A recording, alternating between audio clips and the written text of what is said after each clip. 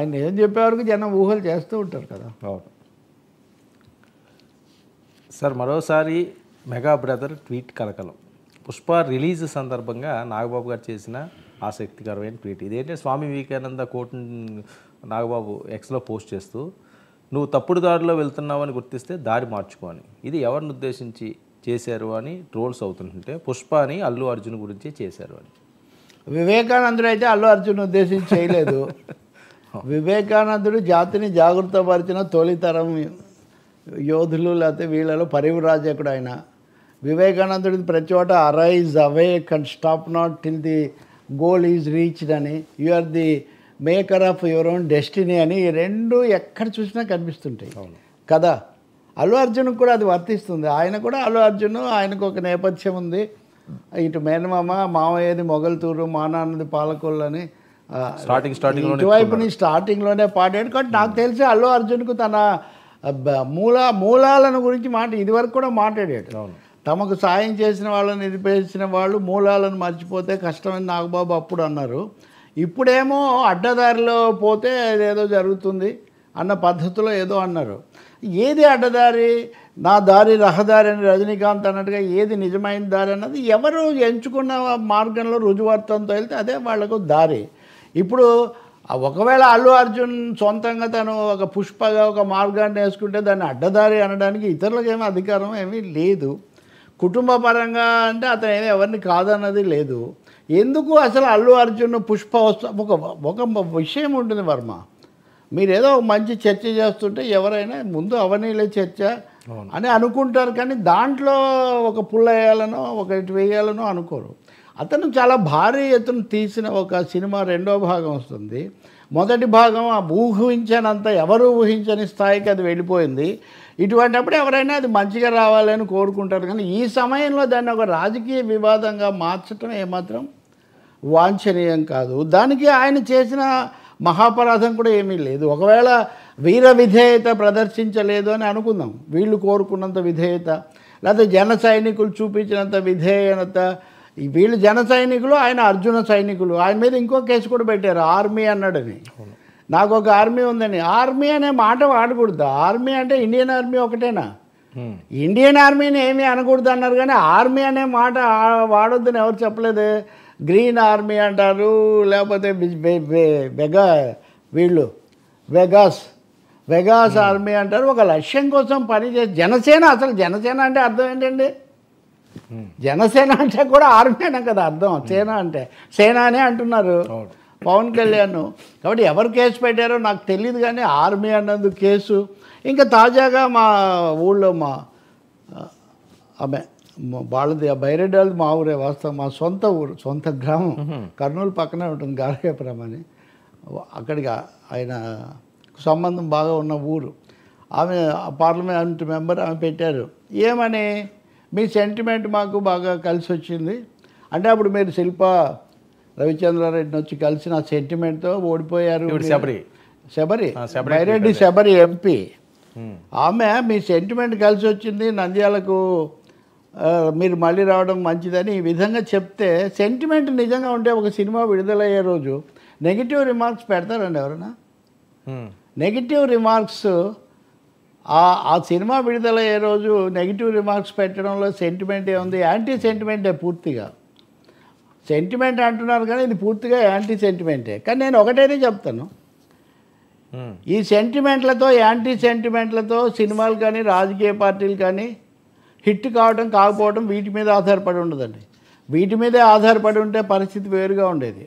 So Nagababu అందులో ఏం mention చేయలేదు. నాగబాబు ఇదివరకు కూడా చేసిన కామెంట్స్ మీద అందరూ స్పందించాక నేను మామూలుగా పెట్టాను, దాని మీద ఏదో చర్చ అయిందని చాలాసార్లు అన్నాడు ఆయన. ఇప్పుడు కూడా నేను వివేకానందుడికి పెడితే వివాదానందులు దాన్ని వివాదంగా మారిస్తే నేనేం చేస్తానని ఆయన రేపు అనొచ్చు. కానీ ఈ టైంలో అది ఏం ప్రభావం చూపుతుందో ఆయనకు తెలియదని మనం అనుకోలేము. పైగా కనెక్షన్ కూడా ఉంది, మూలాలు మర్చిపోవటం ఇవన్నీ. ఇంకా శబరేమో తర్వాత ఆమె ఎంపీ శబరేమో తీసేశారు. కాబట్టి అంటే తీసేశారు అంటే అంతకుముందు పెట్టిన దాంట్లో అంత it is not in good taste అనే భావించి ఉండాలి. రెండోది, ఈ లోపలే నేను ఇందాక అర్జున సేన వాళ్ళు విపరీతంగా దాని మీద కొంత ట్రోల్స్ అవి వచ్చాయని కూడా అంటున్నారు. ఇవన్నీ కూడా అండి ఏదో శుభం పలకమంటే ఏదో అన్నారు అన్నట్టుగా అంత వాంఛనీయమైనవి కాదు. అంటే ఈ శబరి మాట్లాడడంలో కూడా సెటైర్లు ఉన్నాయి సార్. ప్రీ ఎలక్షన్ ఈవెంట్ చేశారు కదా అప్పుడు వచ్చి, అవును. ఇప్పుడు ప్రీ రిలీజ్ చేస్తావరా అని ఆవిడ అన్నాం. అదే pre election event, pre release event అంటే అది మాకు కలిసి వచ్చిందని మీకు చెప్పేది. కానీ ఆయన సినిమా బ్రహ్మాండంగా అది ప్రీ ఎలక్షన్ ఈవెంట్, తాము గెలిచారు. అవును. కాబట్టి ఇప్పుడు కూడా చెయ్యండి అని. కానీ ఆయన సినిమా పరంగా సెంటిమెంట్ కదా ఇక్కడ. అవును. ఆయన సినిమా పరంగా సెంటిమెంట్ తనని ఎందుకు మరి ఎందుకు తీసేశారు? అందులో ఏం పొరపాటు లేదనుకుంటే ఆమె తీసేశారు కదా. ఆవిడ ఎందుకు పెట్టుకుంటారండి? ఆవిడ పెద్దగా దీంట్లోకి రావాల్సిన అవసరం లేదు కదా. లేదు సార్, వీళ్ళందరూ ఈ తెలుగుదేశంలో కొత్తగా వస్తున్నటువంటి విద్యార్థికులు, మంచి కుటుంబ నేపథ్యాలు అవన్నీ ఉన్నవాళ్ళు, ముఖ్యమైన వ్యక్తులు. రాబోయే రోజుల్లో మనకు వినిపించే యువ స్వరాలన్నీ ఇప్పుడు గల్లా జయదేవ్ మళ్ళీ రాజ్యసభ కానీ ఇట్లాంటివి వింటున్నారనుకోండి. ఒక 10 ఏళ్ల కిందట ఆయన యువ నాయకుడుగా చాలా మంచి బ్యాక్గ్రౌండ్తో వచ్చిన వాళ్ళు కదా. సో వీళ్ళందరూ రాబోయే రోజుల్లో తెలుగు రాజకీయాల్లో ముఖ్య పాత్ర వహిస్తారు. ఇంకోటి ఆమె నంద్యాల ఎంపీ కదా.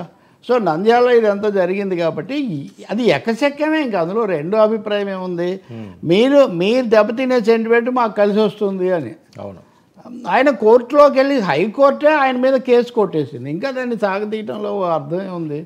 ఇంకో మాట, ఒక పార్టీ ఎన్నికల్లో గెలిచింది కాబట్టి అందరూ 100కి 100 ఆ పార్టీని లేదా ఆ నాయకులను బలపరుస్తారా? బలపరచకపోతే పొరపాట. ఇవన్నీ పుష్ప సినిమా, పుష్ప 2 అది ఎలా ఉంటుంది ఏంటి ఆ విషయం వదిలేసి ఇప్పటికే పుష్పకు ఒక విధంగా ఇంకా గతంలో ఉన్న రికార్డులు కూడా దాటేసే స్థాయిలో దాని టికెట్ల రిజర్వేషన్ అయిందని న్యూస్ చూస్తున్నాను నేను. మొన్న ఈ మధ్యది, అంతకుముందు దేవరా. అవును. దేవరా ఇంకేదో పేరు. మళ్ళీ ఇక్కడ మనకు ఎందుకంటే వాళ్ళ సెంటిమెంట్లు వాళ్ళకు ఉంటాయి కాబట్టి నేను ఏ పేరుతో పోల్చట్లేదు. కానీ కల్కిని దాటి అవుతున్నాయి. ఇంకొక గంట సేపట్లో దాటొచ్చి ఇట్లాంటి దాటుతుందో లేదో నాకు తెలియదు. కానీ ఇట్స్ ఫెయిర్లీ సక్సెస్ఫుల్గా నడుస్తుంది. ఫస్ట్ ప్రీ రిలీజ్ చాలా ఎక్కువ. ఆమె చెప్పినట్టుగా pre release event, pre release సందడి చాలా ఎక్కువగా ఉంది పుష్ప 2కు. ఆయన ఇక్కడే కాకుండా పాట్నాకి వెళ్ళాడు, ఇంకా చాలా చోట్లకి వెళ్ళాడు. పుష్ప సినిమా ఎలా ఉంది ఏంటి, లేకపోతే ఆ థీమ్ అలా తీయొచ్చా ఏం చెప్పినా అసలు ఒకందుకు సంతోషించాలి. నిజానికి తెలుగుదేశం వాళ్ళు పాయింట్ ఎందుకు మిస్ అవుతున్నారు నాకు తెలియదు. కానీ ఈ ఎర్ర చందనం అనే అంశాన్ని తెర మీదకి తెచ్చిందే చంద్రబాబు నాయుడు. మొదటిసారి అధికారంలో ఉన్నప్పుడు వాళ్ళ మీద ప్రత్యేకించి ఒక ఆర్మీ లాంటి ఒక దళాన్ని ఏర్పాటు చేసి వాళ్ళని వెంటాడి అదుపులోకి తెచ్చాడన్న క్రెడిట్ యాక్చువల్గా చంద్రబాబుకు ఉంది. మరి ఎర్రచందనం కథే కదా ఇది మొత్తం కూడా. ఇందులో ఏం కూడా చూపిస్తారో మనం చూడాలి. ఏదైనా దీన్ని కుటుంబ, family come, political come, fan come, తగాదాగా మార్చడం ఎందుకండి? Let we enjoy if the film is good, if not you don't. అంతేగాని మూలాలను మర్చిపోవడము, అడ్డదారులు, చెడ్డదారులు, లేకపోతే ఇదిగో సెంటిమెంట్లు, యాంటీ సెంటిమెంట్లు ఇవన్నీ ఒక తెలుగు సినిమా భారీ ఎత్తున వస్తున్న సమయంలో దాన్ని ఆస్వాదించాలి. ఏదైనా ఉంటే అయిన తర్వాత మాట్లాడవచ్చు. కాబట్టి ఇదంతా ఏమి పెద్ద అర్ధరహితమైనటువంటి వ్యక్తిగతంగా వీర విధేయత శృతి మించిన వివాదం లాగుంది ఇది. అంతకంటే ఇంకేం లేదు. ఇక దీనికి మళ్ళీ వివేకానందుని కూడా తెచ్చుకోవడం బొత్తిగా అనవసరమైన పని. వివేకానందుడు, రామకృష్ణ పరమహంస అందరూ కూడా ప్రశాంతంగా ఐక్యంగా బతకమని చెప్పారు. సార్ ఓకే, ఇలాంటి అంశాల్లో కొద్దిగా పెద్దన్న పాత్ర పోషించాల్సింది ఖచ్చితంగా చిరంజీవి గారు. ఎందుకంటే వాళ్ళు కళ్ళ ముందు పెరిగిన పిల్లలు వీళ్ళందరూ కూడా. ఆయనకి చరణ్ ఎంతో, బన్నీ కూడా. సార్ చిరంజీవి వీళ్ళందరినీ చిరంజీవులుగా చూస్తాడు. అదే అంటున్నాను, చిరంజీవులారా మీరు ఇలా ఉండండి అని చెప్తాడు ఆయన. ఇంకా ఆయన ఇందులో ఇలాంటి వాటిల్లో ఆయనేమి ఇది మంచిది కాదు, అనవసరం అని చెప్పే పరిస్థితి ఉంటుందా? అంటే ఎలా ఉంటుందంటే గతంలో కూడా చెప్పాను, బీ ఇన్ ది న్యూస్ ఏదో ఒక విధంగా దాని గురించి చర్చ జరిగితే మంచిదని కూడా సినిమా వాళ్ళు అనుకునే ఒక అవకాశం ఉంది. ఇప్పుడు పుష్ప గురించి మాట్లాడుతున్నాం కదా, రాజకీయాల వాళ్ళు, ఛానల్స్ అందరూ పుష్ప 2, అర్జున్ నిన్న పాట కూడా ఫీలింగ్ అది రిలీజ్ చేశారు, అది రికార్డుకు పోయింది ఇవన్నీ అని. అందుకనే సినిమా వాళ్ళు ఇట్లాంటి వాటికి ఏం పెద్ద తలకిందులు అయిపోరండి. Let there be some talk about it అనే కోరుకుంటారు వాళ్ళు. ఇక్కడ సమస్య డిస్ప్యూట్ల గురించి తప్ప దానికి సంబంధించినటువంటి ఫోకస్, పబ్లిసిటీ అది మంచిదేనే. దే ఎంజాయ్ సమ్ కాంట్రవర్సీ ఉంటే మంచిదే కదా అని. సరే. రెండోది సక్సెస్గా ఫుల్గా కనిపిస్తుంది కదా. అవును. అందుకని చూడాలి మరి. సార్ నిజంగా ఇది కూడా ఇప్పుడు కనిపిస్తున్న సంకేతాలే కనుక నిజమైతే చాలా భారీ ఎఫెక్ట్ అవుతుంది అది తెలుగు సినిమాకి చాలా కాలం తర్వాత. అంటే ఇప్పుడు మిగతా సుకుమారు, అర్జున్ ఇద్దరు మిగిలారు తప్ప రంగంలో. ఇప్పుడు మీరు అలా చూస్తే దేవిశ్రీ ప్రసాద్ కామెంట్స్ వాటి మీద కూడా కొన్ని రోజులు కొంత దుమారం జరిగింది. అన్నిటినీ అసలు ఒకటేనండి, ఒకసారి ప్రేక్షకుడు ఒక సినిమాతో కనెక్ట్ అయితే, ఒకసారి ఒక స్టార్ ఒక హీరోతోనో హీరోయిన్తో వాళ్ళ నటనతో కనెక్ట్ అయితే ఇంకా మరెవరు ఏం చేయలేరండి దాన్ని. వాళ్ళందరూ తిట్టుకోవడానికి లేకపోతే ఊరికే బయట ఇలాంటి వివాదాలకు పనికొస్తారు. కానీ అది ఇందాక చెప్పుకున్నట్టే ఇది డైరెక్ట్ కనెక్షన్. అది నిజం చెప్పాలంటే చాలామంది ప్రజలకు చాలా దగ్గరగా ఉండేది వాళ్ళకి నచ్చిన నటులు. వాళ్ళ ఐడియా వాళ్ళు ఎమోషనల్గా అటాచ్ అయి ఉంటారు వాళ్ళతో. అప్పుడు Allu Arjun is very energetic actor అనే విషయం అందరూ ఒప్పుకున్నారు. ఆ ఎనర్జీ మెగాస్టార్ నుంచి వచ్చింది. మామయ్యది మొగల్తూరు అన్న అది కూడా ఉంది. దాన్ని ఎవరు ఇప్పుడు ఏం డిస్టర్బ్ చేయలేరు. ఇది వాళ్ళ దాన్ని బట్టి చేసుకోవాల్సిందే. కానీ ఇంకోటి సింగిల్గా అయ్యాడు కదా, అది కూడా ఉంది ఇందులో. ఎవరిని పొగడడం సమస్య కాదు. If you look at it, తన అభిప్రాయం ధైర్యంగా చెప్పే లక్షణం కూడా అతనికి ఉంది. అది వెల్కమ్. బాగా గట్టిగా బలపరచగలిగినటువంటి ఫాదరు, గాడ్ ఫాదరు ఇద్దరు ఒకటే అయ్యాడు ఆయనకు. మామూలుగా గాడ్ ఫాదర్ వేరే అంటుంటారు. వేరే అల్లు అర్జున్కి వచ్చేసరికి ఫాదరు, గాడ్ ఫాదర్ కూడా శ్రీశ్రీ అంటాడు, అందరికీ గాడ్ ఫాదర్లు ఉంటే నాకు ఫాదర్ గాడ్ అని అంటాడు వాళ్ళ నాన్న గురించి. చాలా అటాచ్మెంట్ అనమాట.